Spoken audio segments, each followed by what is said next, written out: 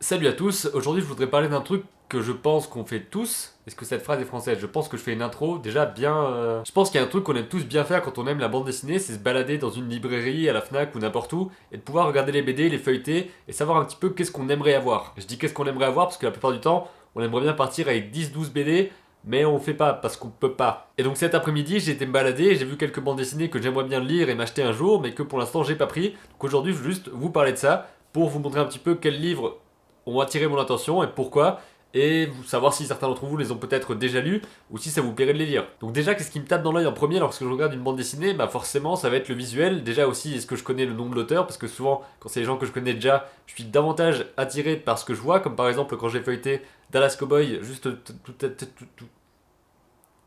il était magique celui-là. Quand j'ai feuilleté Dallas Cowboy tout à l'heure, j'ai regardé les images et je me suis dit que ça me disait vraiment quelque chose et que ça devait être du Manu Larsenet. Et en regardant la couverture, bah, j'ai vu que c'était bien du Manu Larsenet. Donc là, en rentrant, j'ai vu que c'était un ancien livre. Je m'étais dit que c'était un nouveau truc, comme il était mis devant. Mais en fait, non, c'était un ancien qui est même l'un de ses premiers, je crois, à vérifier. Donc ce qui m'attire en premier, c'est le style visuel. Est-ce que ça me touche? Est-ce que ça m'étonne? Est-ce que ça me parle? Ou pas? Il y a certaines qui me parlent pas du tout, comme par exemple, j'ai pas vraiment d'exemple parce que je les regarde pas du coup. Et parfois, il y a juste une couverture qui va attirer mon regard et je me dis le style est déjà vachement cool. Et entre le titre et l'image, j'ai vachement envie de la lire. Cette fois-ci, je suis tombé sur la BD qui s'appelle La Terre des Fils de JP ou Gippy, je sais pas trop comment on le lit. Allez, je le remets juste pour le plaisir. Je n'ai rien su faire. J'ai vraiment prosterné ou prostré, je sais pas plus comment on dit. Déjà, la couverture est assez mystérieuse et j'ai même pas regardé la quatrième de couverture, je voulais juste aller voir à quoi ressemblait le style graphique à l'intérieur. Et ça m'a beaucoup intrigué parce que j'ai l'impression que c'est quelque chose de vachement plaisant. Je vais chercher un truc plus technique que ça, mais non, plaisant. Ça a vraiment l'air d'être le type de dessin qui me parle, donc j'ai hâte de lire cette BD là. Je sais pas quand est-ce que je l'achèterai, mais ça m'a vachement intrigué, donc je sais pas trop quelle est l'histoire. J'ai l'impression que c'est des personnes qui sont perdues et qu'il y a plus grand monde sur Terre. Ça a l'air vachement bien et je pense que ça va être une histoire assez sombre. Juste après, je suis aussi tombé sur la revue dessinée. Quelqu'un m'avait envoyé cette image sur Snapchat en me disant que ça lui avait fait penser à mes dessins au fusain. Donc les dessins là ont été faits par Christophe Blain. Je vais vérifier. C'est bien ça. Donc c'est bien ça, l'auteur c'est Christophe Blain, je le connais pas non plus. Je connais pas grand monde en fait. La revue dessinée, c'est une revue qui sort tous les trimestres, je crois, parce que celle-ci c'est printemps 2017.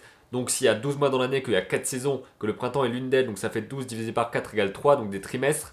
Donc ça doit être tous les trimestres. Et ici, le thème c'est enquête, documentaire et reportage en bande dessinée. Donc ça a l'air super intéressant encore une fois. Ensuite, il y a deux autres bandes dessinées qui m'ont plu d'abord par leur aspect graphique et aussi par les thèmes qu'ils traitaient. Donc d'abord, je vais regarder ici.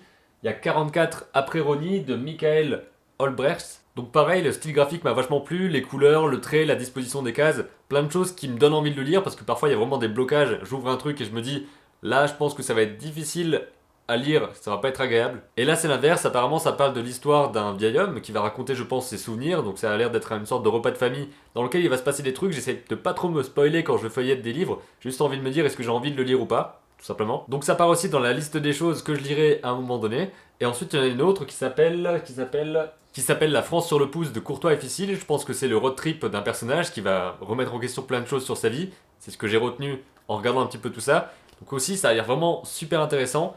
Et je le lirai, je peux pas vous en dire grand chose de plus, là c'est juste pour balancer quelques titres comme ça qui pourraient peut-être vous plaire, parce que je les ai évidemment pas lus, parce que je viens de les voir et je les ai pas achetés du coup. Et enfin, un grand classique que je n'ai pas lu non plus, parce qu'il y a plein de grands classiques que j'ai pas lus et que j'aimerais bien lire, mais j'attends d'acheter une intégrale ou un truc vraiment fat pour passer longtemps à lire tout le truc. Et c'est Calvin et Hobbes de Bill Watterson, qui est vraiment ultra connu, je pense que vous le connaissez forcément, même si vous connaissez pas la BD, vous avez forcément déjà vu les personnages quelque part. J'ai déjà lu quelques-unes de leurs histoires, mais je pense qu'un jour je me prendrai l'intégrale et que je lirai tout.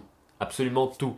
Donc voilà, j'espère que ce petit partage peut vous avoir plu, que vous aurez quelques idées de bande dessinée. Je vous mets évidemment tous les liens pour vous procurer ces BD là dans la description, ou juste pour avoir quelques infos dessus. Je vous précise aussi que les liens que je mets toujours, c'est des liens vers Amazon et des liens affiliés, c'est-à-dire que si vous achetez là-dessus, j'ai un petit pourcentage sur ce que vous payez, mais il n'y a pas de prix en plus pour vous. Donc c'est un petit moyen comme ça de me soutenir financièrement, juste en commandant ce que vous commanderiez sans moi, mais en me donnant de l'argent au passage. Et c'est toujours cool, de mon côté en tout cas.